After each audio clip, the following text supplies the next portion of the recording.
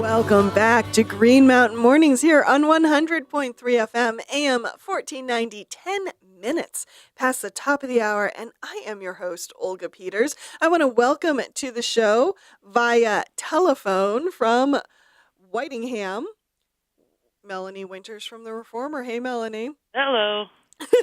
So are you one of the more than 20,000 people today without power?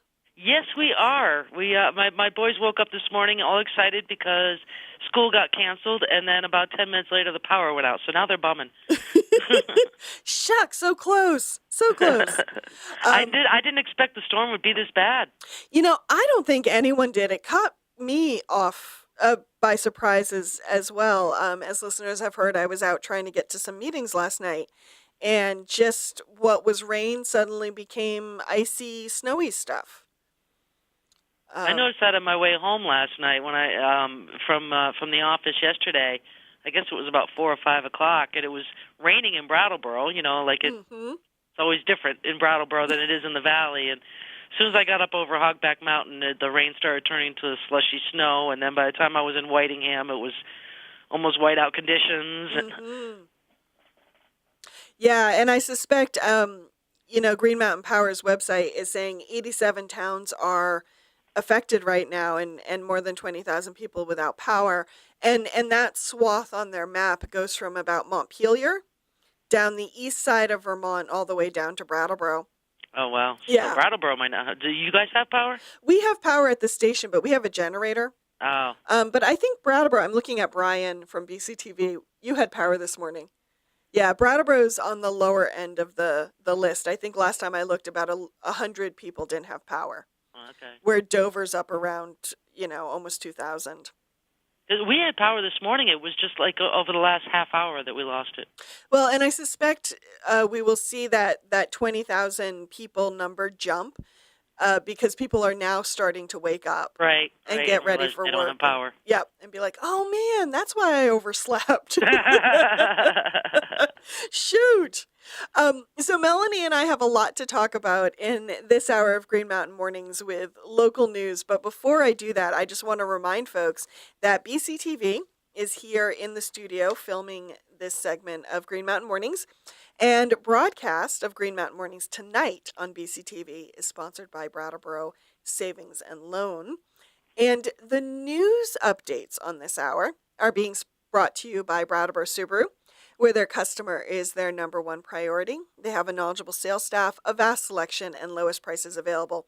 You can visit them online at brattleborosubaru.com or stop in and see them at 1234 Putney Road in Brattleboro. Melanie, did you have a chance to, or I should back up, I said, did you have a good Thanksgiving? I had a wonderful Thanksgiving. I do too. How about you, Brian?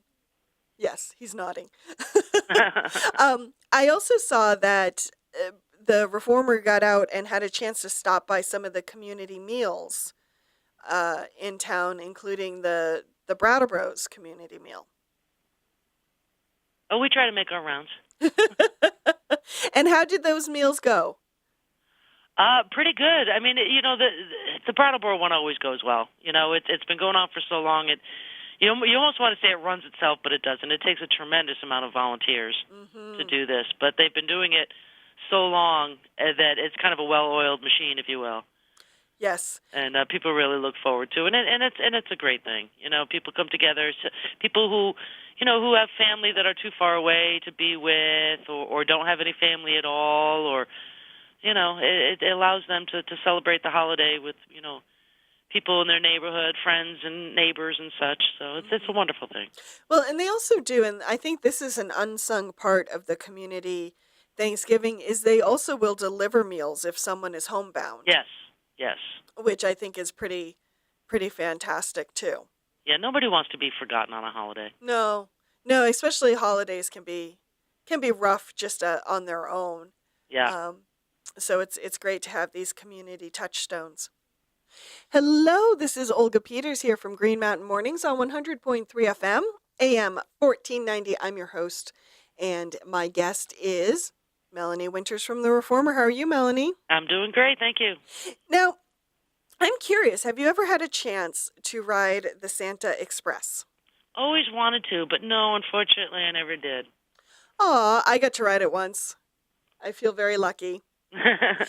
For those who don't know, the Santa Express is this fun train ride to do with friends and family, and especially with the kiddos. And you hop the, I guess it's the Green Mountain Express. Yes, Green Mountain Express from Bellows Falls. Up to Chester. And it's some of the older train cars, so they're much more interesting than the train cars you would ride now on Amtrak. And Santa's there, and there's hot cocoa, and it's just a fun ride up to Chester and back, and it's a beautiful scenery. Don't forget about Frosty the Snowman and the Gingerbread Man. Oh my goodness, yes, I forgot about them. Now, your one of your photographers was able to go on the Santa Express this year, right? Yeah, Chris, and it's cute. He's got a 2-year-old daughter, so he always volunteers for these types of assignments. He loves it. He got some great pictures. Classic little kid with Santa and so forth. And we've had parents calling, "Oh, can I get copies?" and so forth. So it's great. It's a lot of fun, and it's a good 2-hour. I think it's at least 2 hours. Yeah, I think so. And it's not just a train ride. They have treats and snacks along the way, and arts and crafts on the train and stuff. So they're not just sitting there watching the trees go by. Right. Although that is a fun part of the trip. It's funny. I was thinking about events like this, like the Santa Express this time of year. Over the weekend, my friends and I piled into their car, all 5 of us, and we went down to, Bright Nights in Springfield. And for those who aren't familiar with it, it's been going on for decades, as long as I can remember. But you go down to Forest Park in Springfield, it's exit 4, and you drive through Forest Park, and they have done all these displays in Christmas lights. Oh. And so you'll have Santa throwing packages across the road. We had dinosaurs. We had a Dr. Seuss village. You can get out and ride some kiddie rides and stuff.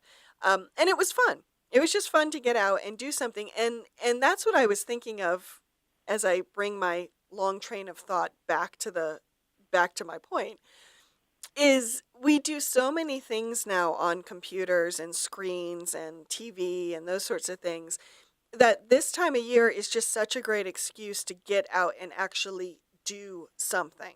Yeah. And do it together. And do you find, Melanie, with your family, that you like to get some of these?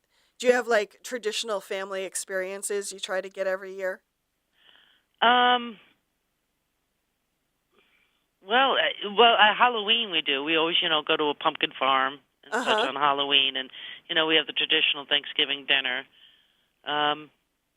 We don't take the Santa's Express though. We haven't done that one yet. You can put that on your list for next year. Yeah, right. We did do a trolley ride down in the Trolley Museum down in Connecticut. Oh, neat. Has that, and when my boys were real little, we were living down in Connecticut, and my mom and I took them on the trolley ride, so that was fun.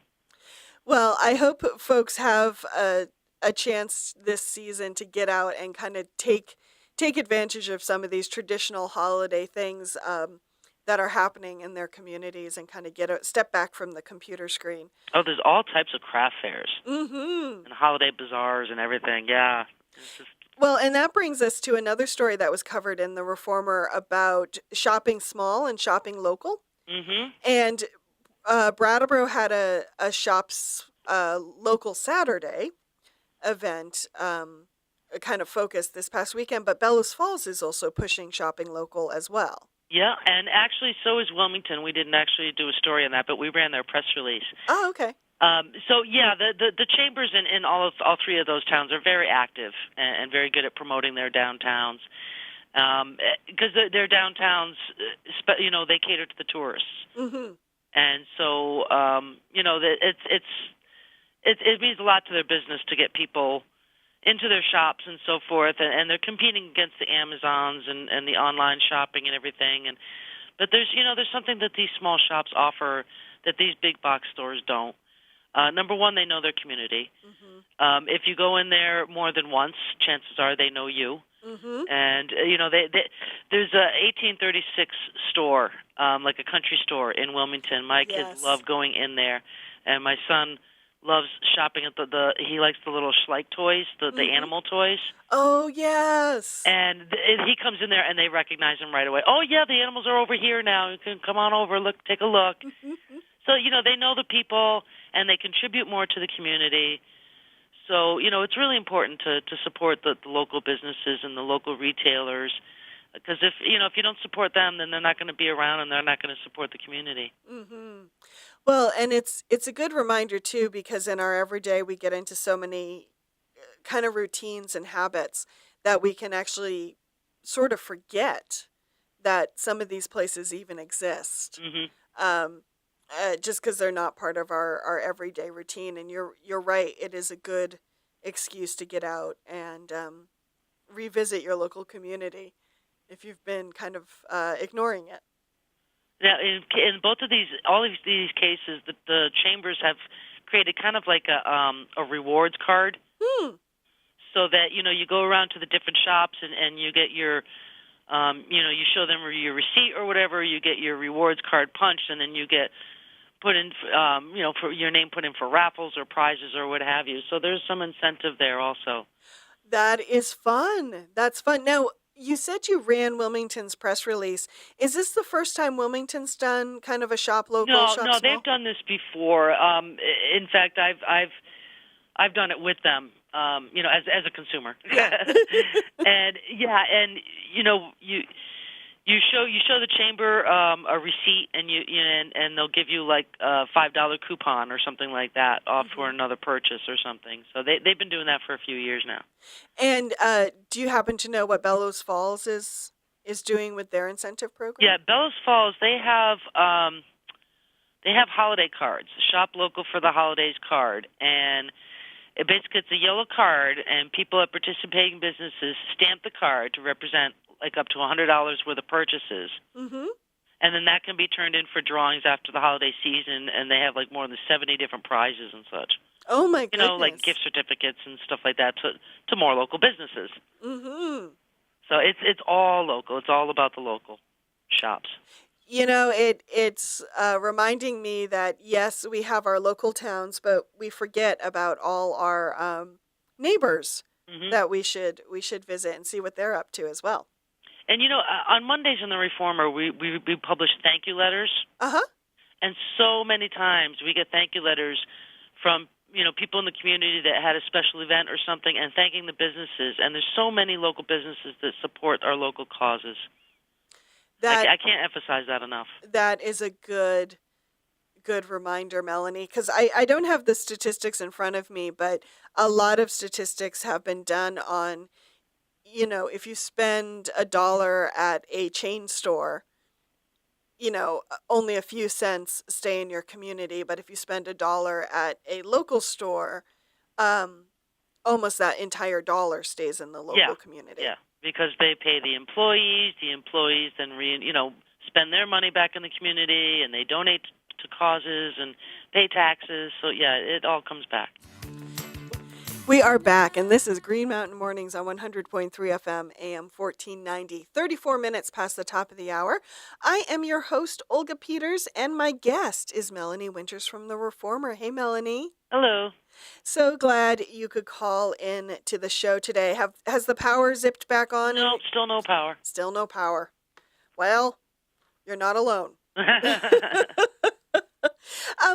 I was listening to my colleague, Natalie Knowles, this morning, and she was talking about an AP story that came out where Governor Scott has said to the legislature, expect to have a lean budget this year, that we need to divert what funds we can to many different projects, but one of them being the teachers and other folks' pension programs that the state, for a variety of reasons, has underfunded for many years. Not all those reasons its fault. The credit crunch of 2008 kind of put a spanner in the works.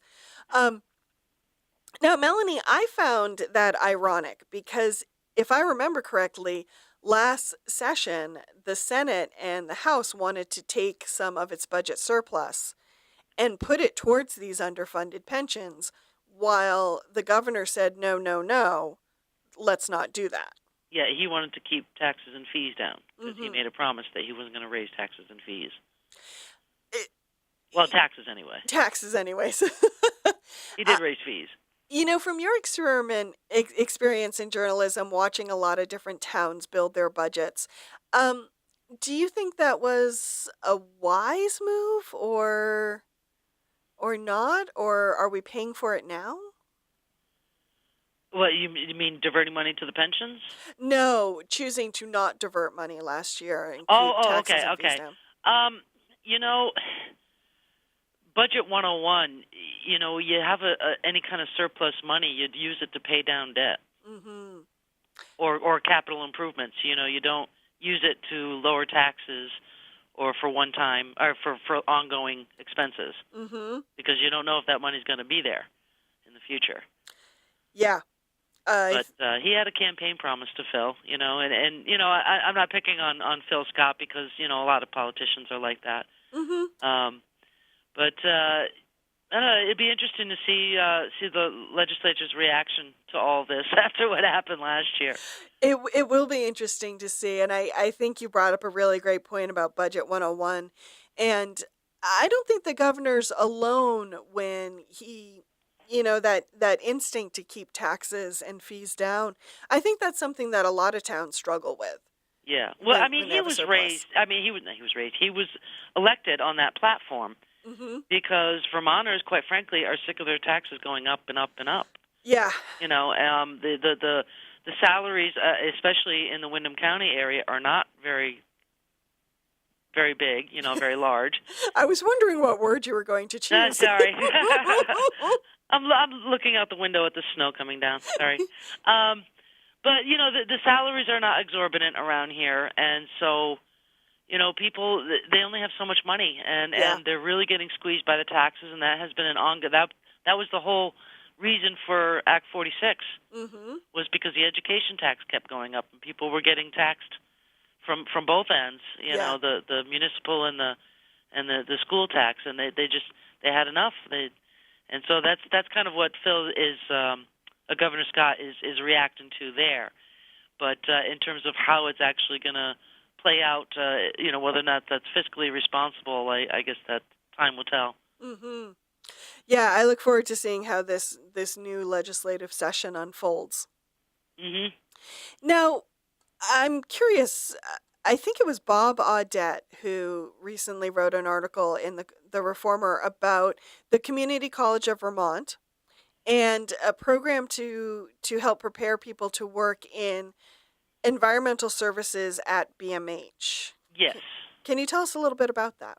Yeah, basically, just in layman's terms, we're talking about janitorial type positions. Mm-hmm. But this is a hospital now, keep in mind. So what is required for janitorial services is quite different than it would be for like an office building. Right.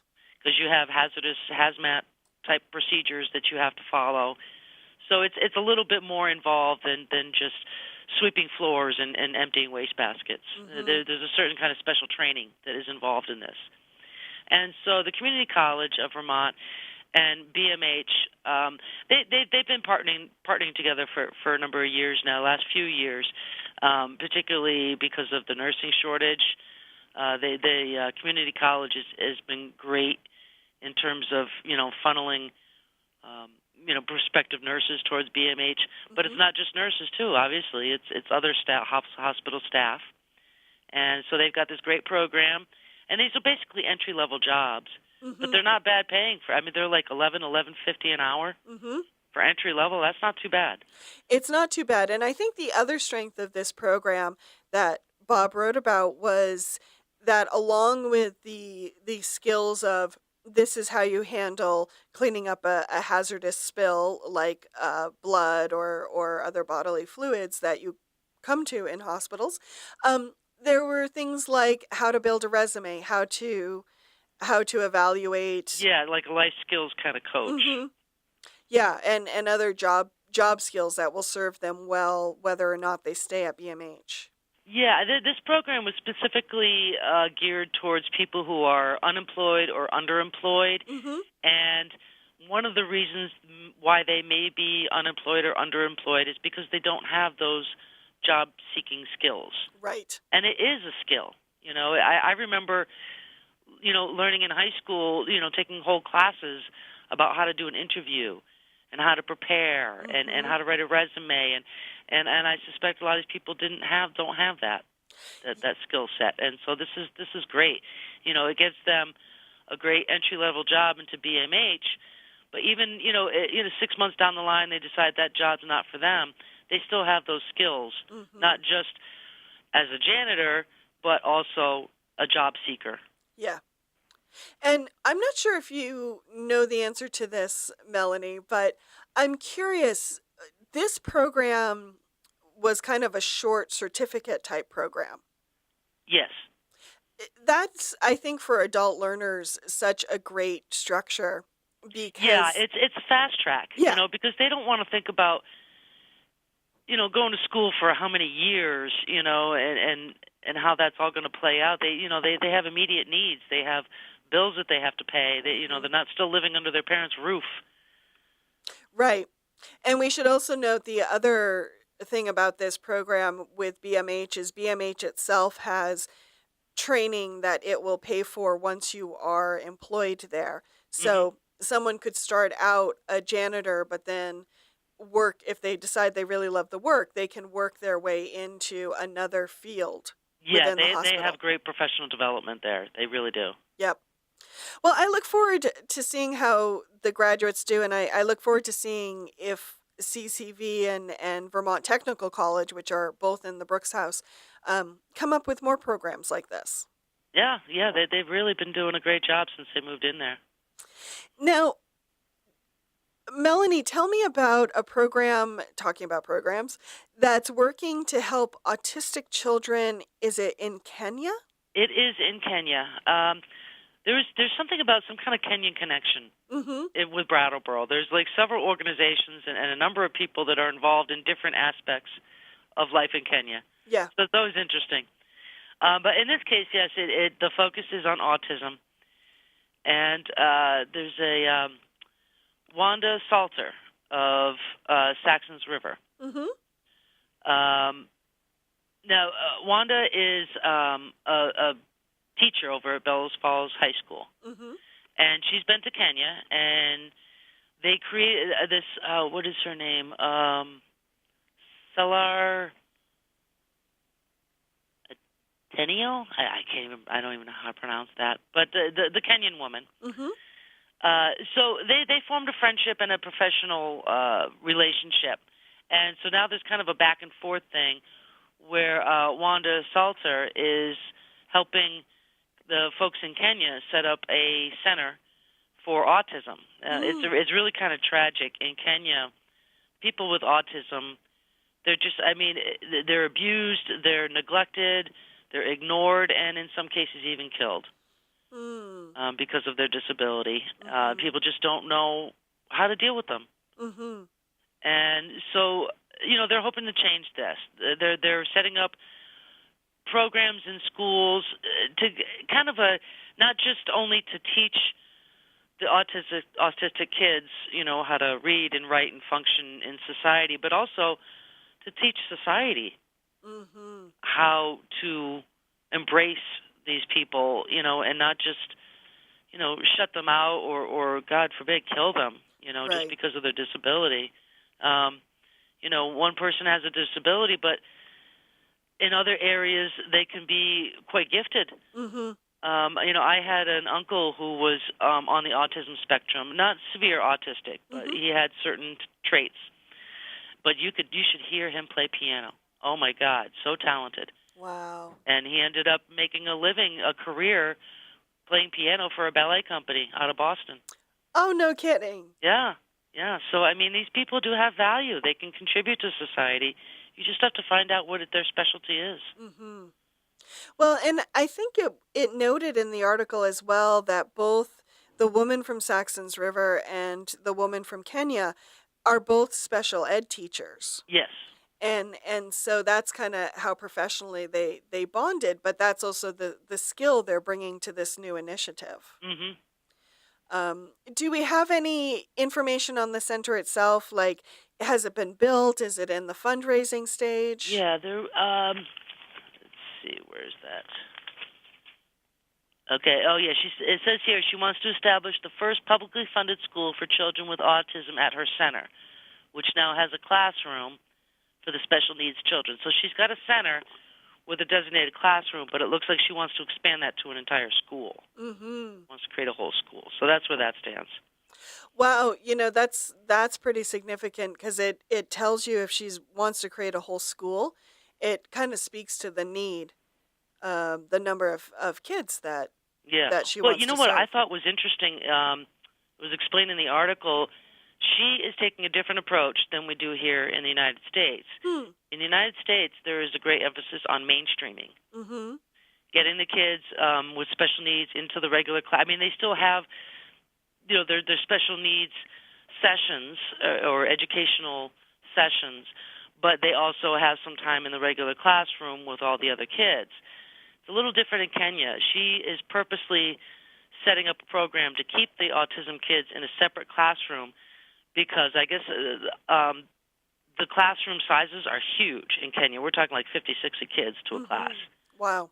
And autism kids really, there's no way they're going to get the kind of individual attention that they need in a class size that large. Mm-hmm. So they're not interested so much in mainstreaming into the regular classroom as they are just getting these kids into a classroom, period, Mm-hmm. and getting, the society to accept them as valuable. Wishing them all the best of luck. Yes.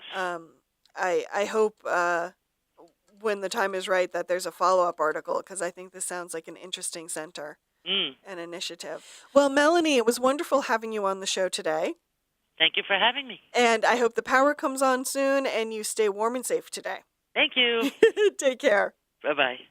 That's Melanie Winters from The Reformer. I am your host, Olga Peters, and here is Pat Pagano with your weather.